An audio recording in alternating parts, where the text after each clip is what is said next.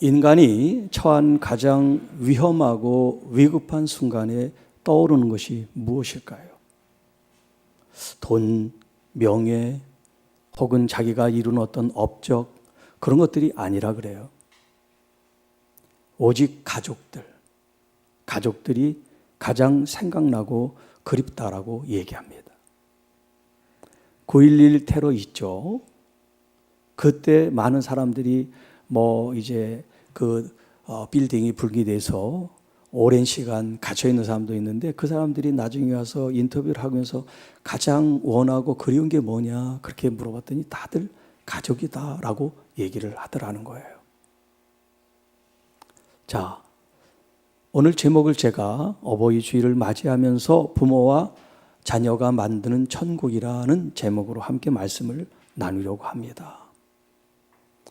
우리가 우리 주변에 또 우리 가정을 우리가 볼 때 정말 하나님이 계신 천국처럼 아름답고 행복한 그런 가정이 되기를 간절히 원하는 마음에서 이 말씀을 준비하였습니다.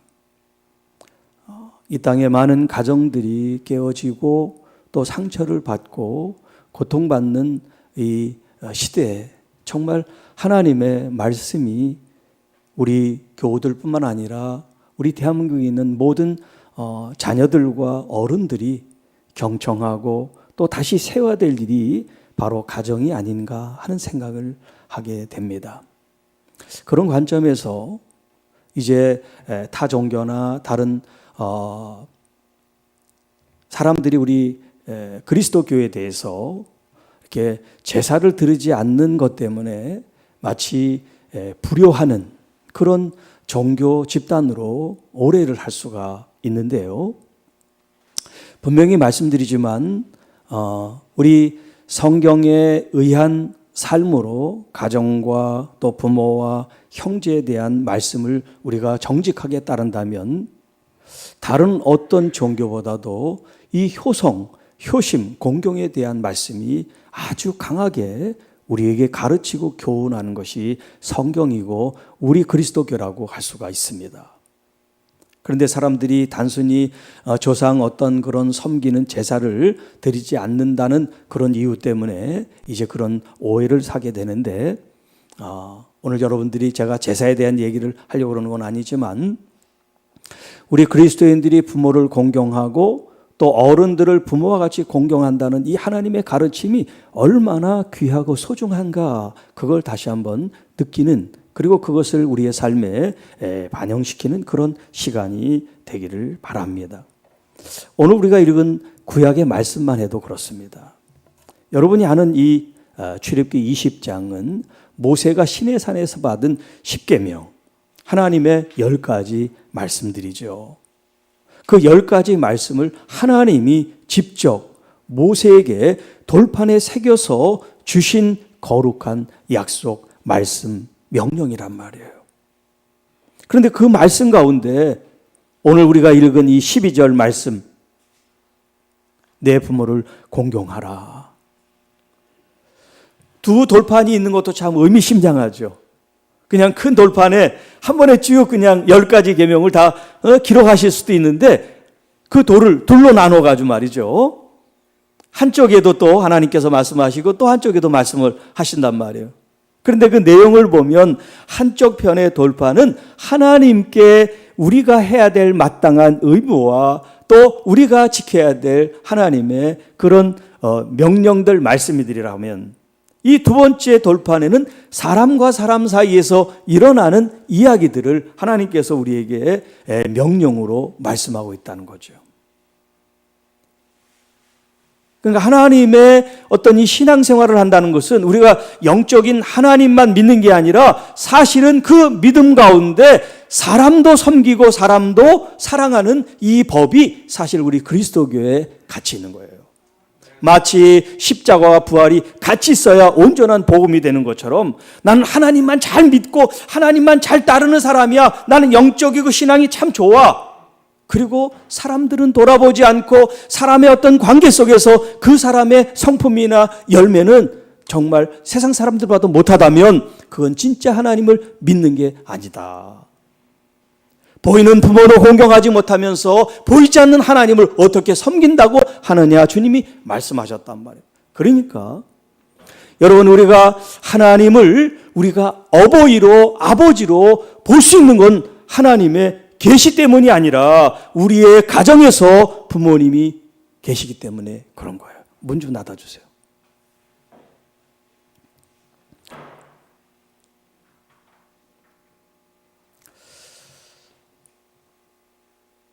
우리가 부모님을 봄으로써 하나님이 누구신지를 알게 되는 거지, 부모 없는 상태에서 하나님이 아무리 내가 너희들 아버지라고 얘기해도 그 개념을 우리가 알 수가 없단 말이에요. 왜? 본 적이 없고 경험한 적이 없는데 말로 들어서 알 수가 없는 거죠. 그래서 하나님께서는 이 땅에 사람을 만드시고 거기서 가정을 이루게 하시고 그 가정들 속에서 하나님이 누구신지를 계시해 주고 있는 거예요.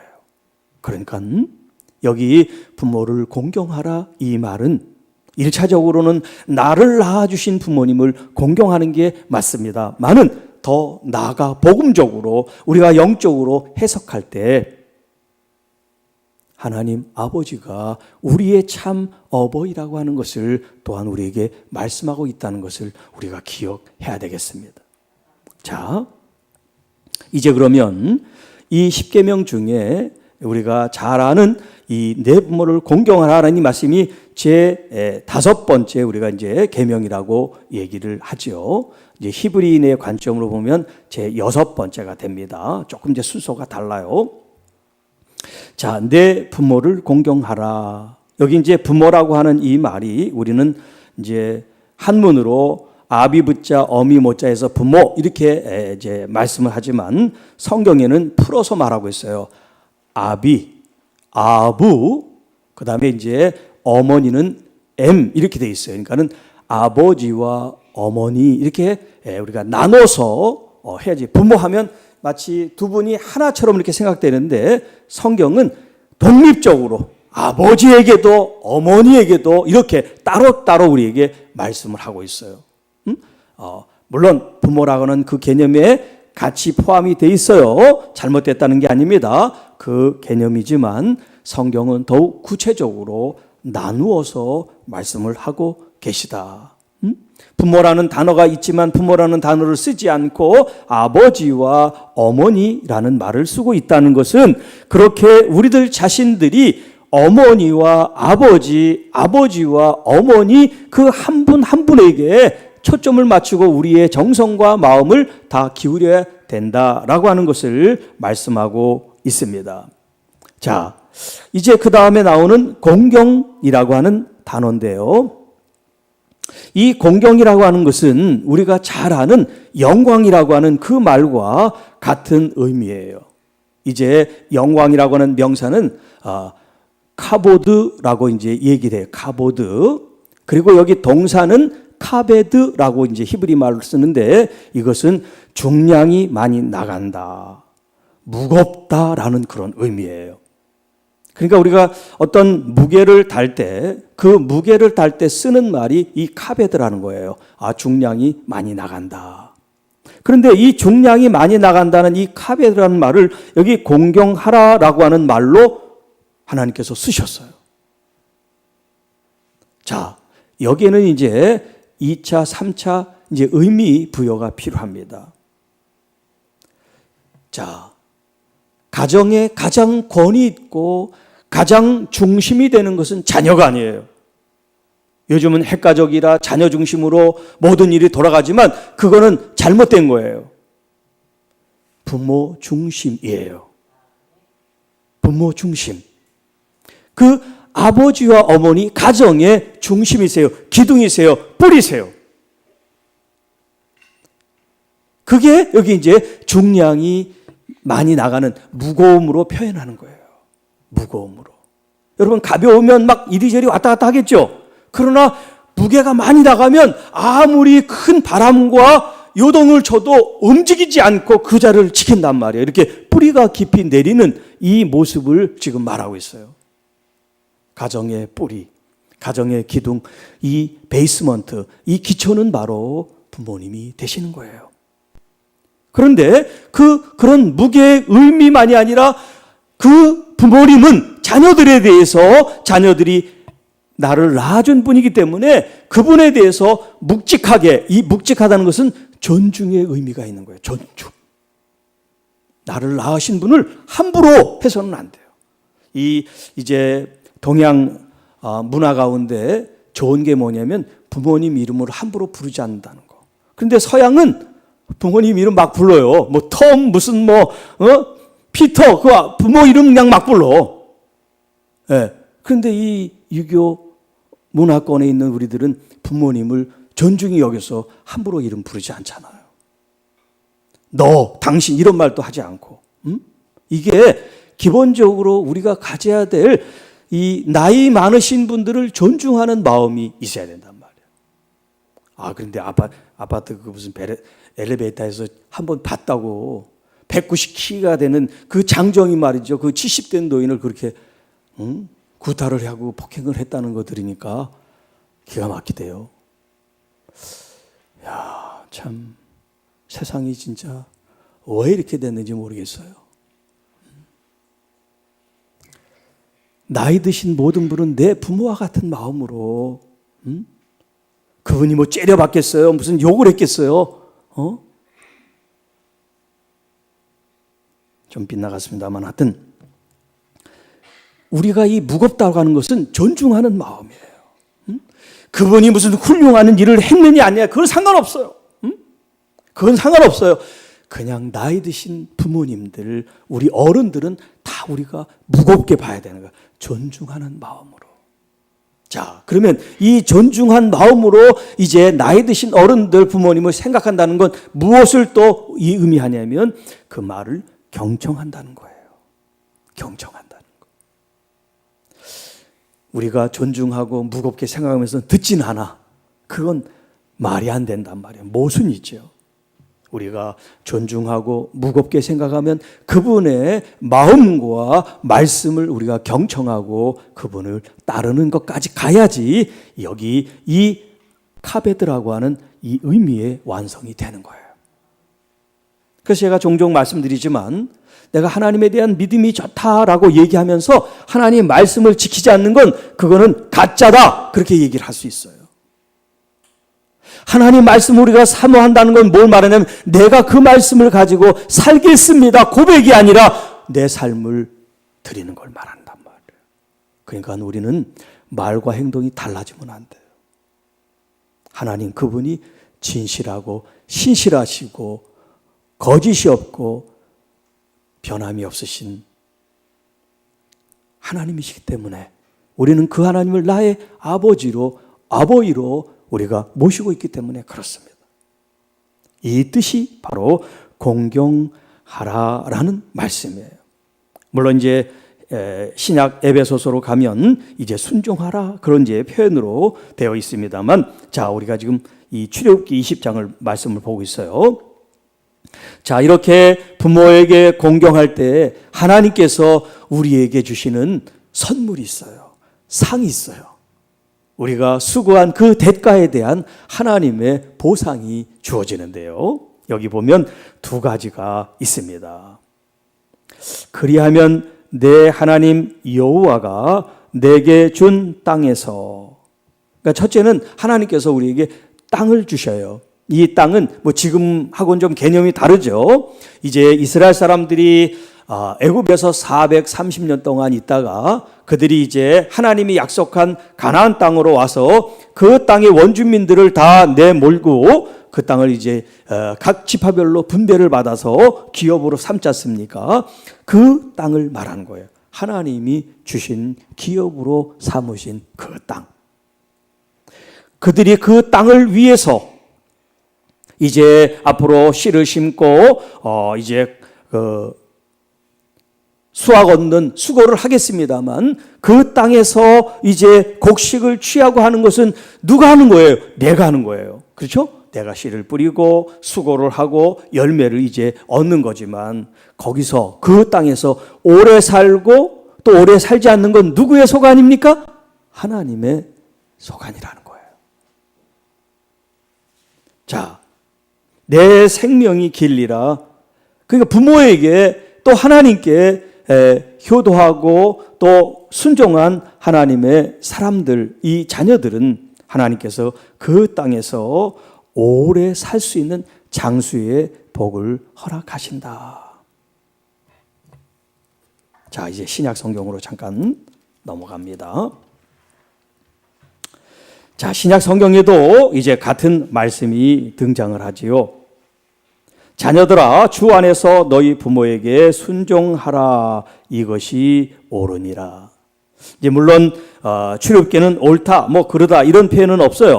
없지만 그것을 이제 해석해서 말씀하는데 중요한 단어가 1절에 있습니다. 뭐냐면 주 안에서라고 하겠어요. 주 안에서.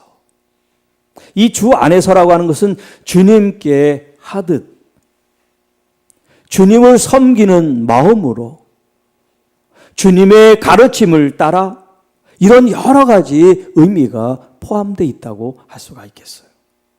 주 안에서 너희 부모, 여기 부모도 아버지와 어머니에게 순종하라. 이것이 옳으니라. 이 옳다고 하는 것은 하나님이 옳으시기 때문에, 하나님이 의로우시기 때문에, 하나님이 바르시기 때문에 주 안에서 주께서 가르친 그 계명 또한 옳다. 우리가 그것을 믿고 순종해야 된다는 말씀이에요. 그러니까 하나님의 명령이, 하나님의 말씀이 우리에게 줬을 때 왜 그렇게 말해요라고 우리가 의문을 붙이면 안 되는 거죠. 하나님의 말씀은 항상 옳으니까 우리가 다 헤아리지 못해서 그렇지 하나님의 말씀은 항상 옳은 말씀이기 때문에 그렇습니다. 자, 내 아버지와 어머니를 공경하라. 지금 이것은 출애굽기에 있는 말씀을 인용한 거예요. 이것은 약속 있는 첫 계명이니. 이것은 해석을 한 거예요. 아까도 말씀드렸지만 모세가 받은 두 돌판 있죠. 그 돌판에 쓰여진 그 이제 말씀을 갖다가 지금 여기 얘기하는 거예요. 약속 있는 첫 계명이니. 우리가 10계명 할 때 1계명, 2계명, 3계명 이렇게 우리가 임의대로 번호를 붙였지 본래 성경은 번호가 없어요. 1, 2, 3번이 없는 거야. 그런데 첫 계명이라고 하는 것은 이제 이 두 번째 돌판에 첫 번째 쓰여진 말씀, 소위 다섯 번째 계명이라고 하는 그 말씀을 일컬어서 약속이 있는 이라는 것은 하나님이 우리에게 약속하신, 하나님께서 우리에게 말씀하신, 또 언약을 맺으신, 그래서 이 시내산에 이 말씀 받은 이 사건을 가리켜 시내산 언약이라고 얘기해요. 시내산 언약. 이로써 내가 잘 되고 땅에서 장수하리라. 하나님께서 주신 그 기업, 그 땅에서 잘 되고 그리고 장수하리라는 하나님의 약속을 지금 구약에 있는 말씀과 신약에 있는 말씀이 똑같죠.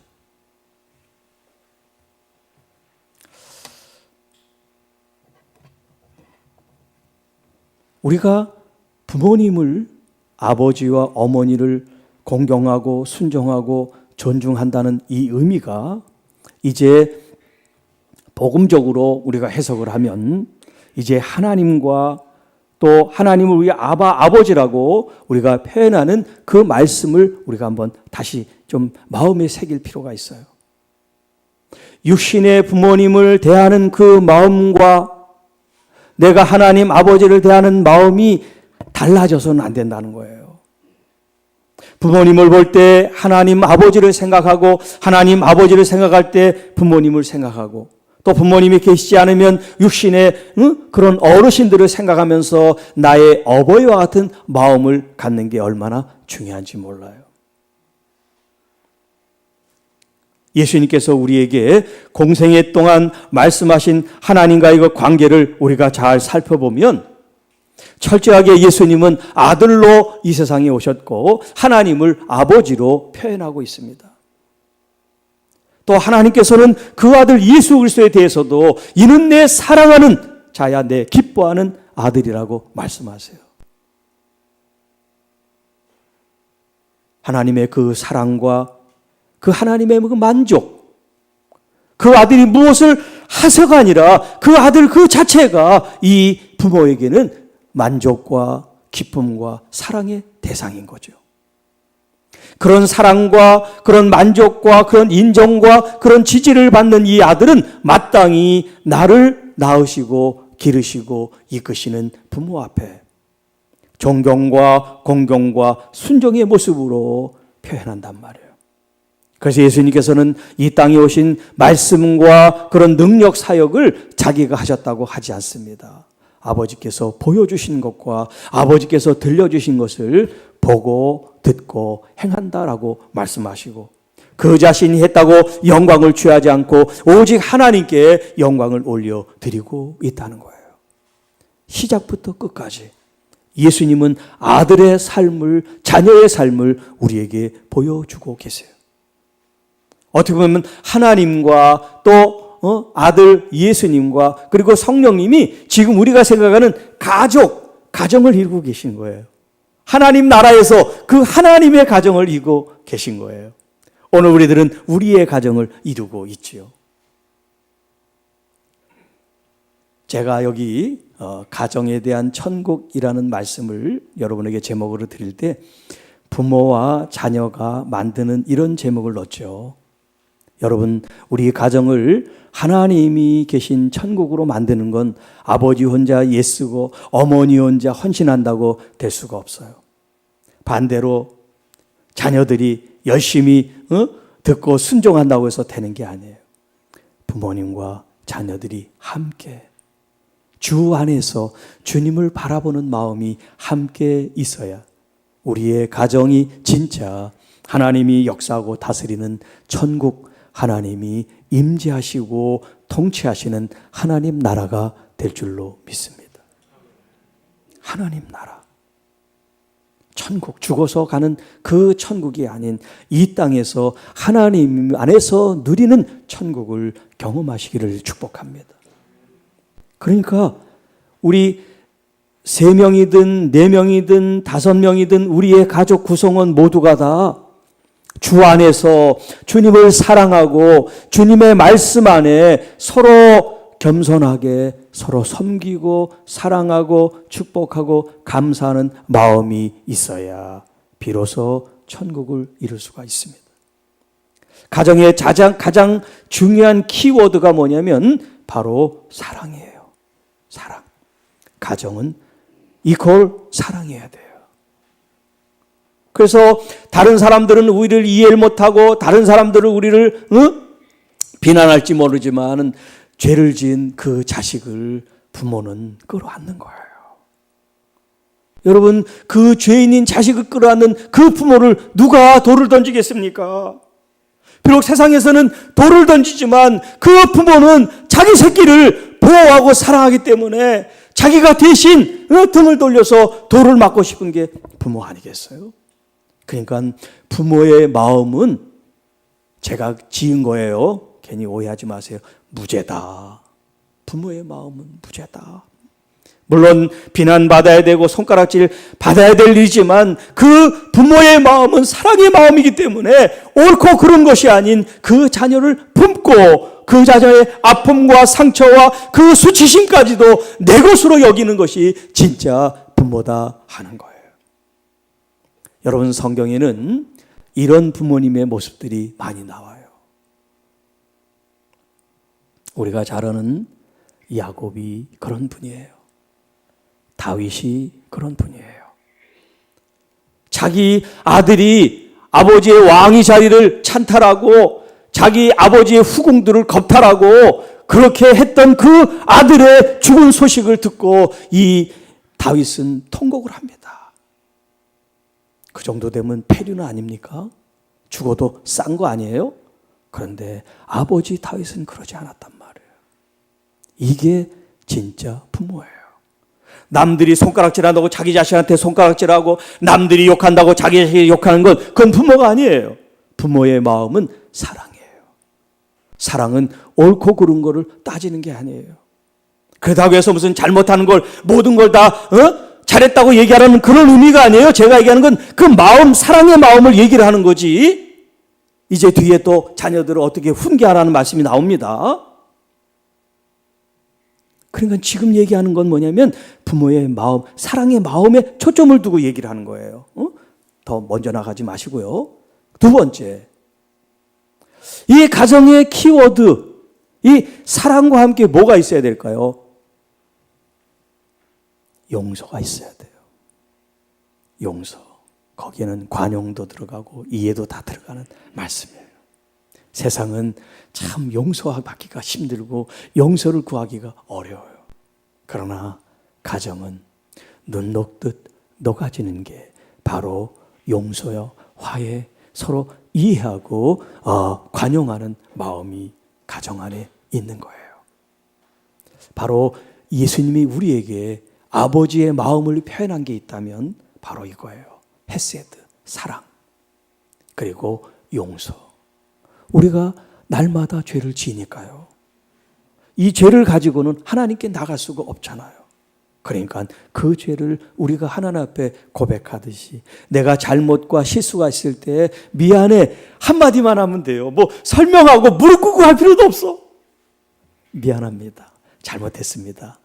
이 한마디 하면 부모님들이 다 용서가 되고 이해가 되고 그렇잖아요. 응? 무릎 꿇고 뭐 각서 쓰고 싹싹 빌어야지. 응? 그렇게 용서가 되는 건 그건 용서가 아니죠. 용서는 한 번에 다 되는 거예요. 하나님께서 요거 저거 따진다면 우리한테 용서가 되시겠어요? 아니에요. 하나님의 용서는 한 번에 다 휙! 마치 동에서 서가 먼 것처럼 우리의 사랑을 하나님 그렇게 훅 지나가게 하시기 때문에 우리가 이렇게 살아가고 있는 거입니다. 자, 이제 자녀들이 부모에 대한 공경의 말씀을 드렸지만 성경은 자식들만 부모에게 어떻게 하라 그렇게 말씀하지 않아요. 부모들도 자식들에게 어떻게 하라고 말씀하세요. 그 유명한 이제 신명기 6장 5절 6절 이하에 우리가 소위 가장 으뜸으로 생각하는 계명이 하나님을 사랑하는 계명이에요. 우리의 마음과 뜻과 정성과 힘을 다해서 내 여호와 하나님을 사랑하라. 이 말씀을 부모가 자녀들에게 가르치는 거예요. 가르치는 거예요.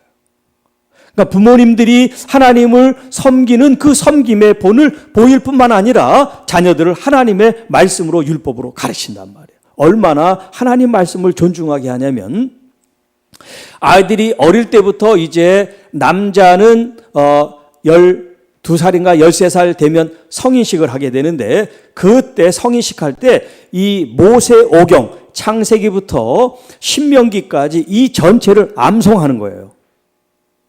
그래야지 이제 성인식을 해요. 그러니까 그 말씀 속에 이 부모님이 하나님을 어떻게 잘 섬기는지를 가르쳐 주는 거예요. 그때는 무슨 성경이 있는 게 아니라 이 성경 말씀이 각 집에 하나씩 있는 지금처럼 이렇게 보급된 게 아니란 말이에요. 그런데 그 말씀을 이제 공동체가 있는 회당에 들어가서 같이 듣고 낭송하고 암송하고 이런 일들을 계속 반복한단 말이에요. 반복. 반복. 이 리피트, 반복을 통해서 머리에 이제 각인을 시킨단 말이에요. 그리고 그 조그만 아이들이 계속 이제 하는 걸 보면 자꾸 이제 도전 의식이 생기니까, 자기 혼자만 하는 게 아니라 모두가 다 하니까.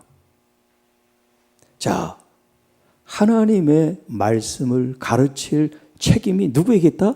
부모에게 있다 하는 거예요. 자, 그런데 이 한국 사회를 한번 돌아보면 우리 부모님들이, 크리스찬 부모님들이 정말 자녀들에게 어릴 때부터 말씀을 가르치나, 물론 가르치는 가정도 있지만 대부분 많은 가정들이 아마 이렇게 하지 못할 거예요. 교회에다 맡기거나 이제 교회 학교에서 아이들이 배우는 걸로 이제 족하지 따로 여러분들이 가정 예배를 드리거나 가정에서 하지는 않으신단 말이에요. 저는 초등학교 때 저희 이제 할아버지 할머니하고 같이 제가 한 방에서 있고 그렇게 이제 제가 돌아가실 때까지 같이 생활을 하면서 가정 예배를 할아버지가 꼭 드리셨어요. 물론 그때는 어리니까 뭐 하기 싫죠, 예배가. 그런데 어쨌든 간에 하여튼 뭐 싫어도 참석을 해서 가정 예배를 이 할아버지, 할머니 또 이게 가족들과 같이 찬송도 부르고 말씀도 듣고 기도도 하는 그런 이제 그 삶을 산 거예요. 어릴 때부터. 그리고 물론 주일학교도 이제 다녔죠. 그러니까 말씀 밖에서보다는 말씀 안에서 더 많이 산 거죠. 부모님, 할아버지의 감사에 대한 제목이에요. 응? 어릴 때 그런 말씀 교육을 하셨다는 거. 오늘 여러분들도 지금 늦었다고 생각하지 말고 자녀들이 계시면 자녀들과 함께 매일 가정예배를 드리면 좋지만 그렇게 못하면 일주일에 한 번이라도 가정예배를 드리고 말씀을 같이 나누고 꼭 같이 기도하는 그런 모습을 여러분 하게 될 때 진짜 서로에 대한 사랑과 용서와 기쁨과 평안과 은혜가 넘치는 가정이 될 줄 믿습니다. 자, 그리고 오늘 이 에베소서에는 우리에게 어떤 가르침을 주고 있습니까? 아비들아, 너희 자녀를 노엽게 하지 말고 오직 주의 교훈과 훈계로 양육하라. 하나님의 말씀, 그 말씀으로 교훈하고 훈계하라. 그러니까 긍정적으로든 부정적으로든 하라와 하지 말라. 이 교훈은 하라라고 하는 적극적인 가르침이라면 훈계는 하지 말아야 될 일이 있죠. 우리가 도둑질을 한다든가 남의 걸 탐낸다든가 살인을 한다든가 하지 말라는 하나님의 말씀이 있죠. 그러니까 성경은 하라는 말씀과 하지 말라는 말씀이 있단 말이에요. 그러니까 부모님은 아까 제가 이제 사랑 얘기할 때 자녀의 그런 허물도 다 감싸주고 막 이렇게 얘기를 해서 그 아들이 방탕을 하든 뭘 하든 사랑으로 다 이해하고 용납하라는 그런 의미가 아니라는 걸 제가 지금 말씀을 드리는데요. 이 교훈이라고 하는 것은 이제 적극적인 긍정적인 의미에서 하라는 교훈의 말씀이라면 여기 훈계라고 하는 이 견책은 뭡니까? 하지 말라는 가르침이겠죠. 그러니까 자녀들이 잘못되는 건 사랑이 있기 때문에 채찍을 들고 또 핀잔을 주고 사랑의 매를 통해서 가르치는 거죠. 그래서 이 부모님은 자녀들에 대해서 감정적으로 치우치지 않고 하나님의 말씀에 입각해서 긍정적인 교훈과 또 부정적인 이런 징계와 훈계 또한 같이 가야 된다. 그런데 요즘 이제 우리가 한 아이들만 낳는 핵가족이 되다 보면 아이들을 막 그냥 떠받들고 아까 얘기한 가정의 중심이 부모가 아니라 자녀가 돼서 자녀 중심으로 가정이 돌아가는 이런 일이 된다면 자녀들이 잘못할 때 훈계를 하지 않는단 말이에요. 그래서 이제 아이들이 있을 때 공동체 가운데 있을 때는 항상 질서를 지키는 그런 모습을 우리가 이제 가르쳐 줘야 돼요. 그런 모습 속에 아이들이 무슨 사랑하지 않고 이해 못하는 게 아니라 공동체 가운데는 어떻게 해야 되는 걸 가르쳐주고 또 나머지는 우리가 끌어안는 그런 모습들을 할 때 아이들도 여기서는 내가 조용히 해야 되는구나. 또 이렇게 또 마음껏 놀 때는 또 규제받지 않고 자유롭게 할 수 있는 것들을 아이들이 나누게 될 줄 압니다. 자, 지금까지 제가 하나님 나라를 이루기 위해서 부모님에 대해서 또 자녀들에 대해서 어떻게 하나님 안에서 우리가 섬기고 또 교훈하고 훈계를 해야 되는가 하는 말씀을 잠깐 나눴습니다. 이제 말씀을 마치면서 제가 한 분의 그 병상 일기를 여러분에게 소개하려고 합니다. 지난번에도 제가 얘기했지만 제 아는 목사님이 지금 암 투병 중에 있어서 한번 병상 일기를 여러분에게 나눈 적이 있는데 그분의 글입니다. 그렇다. 그날부터 난 병상에서 아무것도 할 수 있는 게 없었다. 그때 더욱 절실했던 아내와 아이들도 곁에 둘 수 없었다.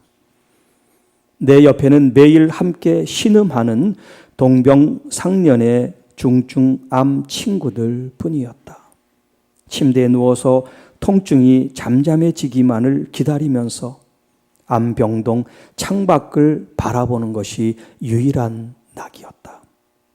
아무것도 할 수 없게 되었을 때 난 그때 알게 되었다. 어제처럼 매일 아무런 생각 없이 그저 습관처럼 행하던 것들이 결코 아무것도 아닌 것이 아닌 특별한, 아주 특별한 것들이었다는 것을. 그렇다. 그것은 내가 잊고 있었던 은혜였다. 밤새 아무것도 모른 채 단잠을 자고 어제와 또 다른 새날을 맞고 두 팔을 치켜 올리며 힘차게 기지개를 켜고 고개를 돌려서 곁에 사랑하는 사람을 바라보고 일어나 무릎을 꿇고 기도하며 평범하게 아침을 먹고 마당을 거닐며 큰 호흡을 하고 생각할 자식들이 있고 찾아준 사람들과 함께 차를 마시고 운전도 하고 여행도 하고 그리고 교인들과 교제하며 건강한 몸으로 주님의 일을 하는 것, 그렇다. 이 특별한 모든 것이 당연한 것인 줄만 알았던 것이다. 당연한 건 없다. 그렇다. 모든 것이 선물이었다. 그래, 하나님의 선물. 그것은 바로 은혜였던 것이다. 지금 난 특별한 것을 바라지 않는다. 나는 다시 그 일상 속에 분명한 은혜. 너무 익숙해서 잠시 때로 은혜인 줄 잊고 살았던 그것들을 다시 감사하며 누리게 되기를 기도한다. 지금도 심한 그런 암 투병 속에 계신 가운데 이제 이런 글을 올리셨어요. 여러분, 가정을 행복한 천국으로 만드는 건 어떤 화려하고 눈부신 기술이나 헌신이 필요한 게 아니에요. 우리의 일상 속에서 진심으로 사랑하고 감사하는 거. 엄마 아빠 감사해요. 얘들아 고맙다.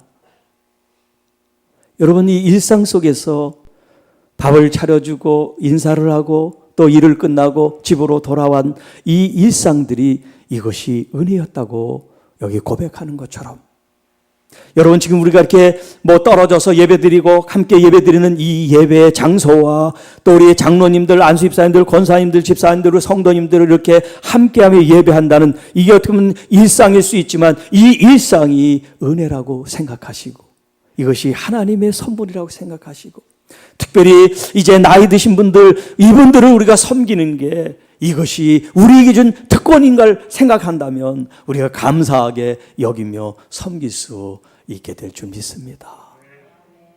여러분의 일상, 그 일상이 때로는 아프기도 하고 어렵기도 하고 힘들기도 하지만 괜찮습니다.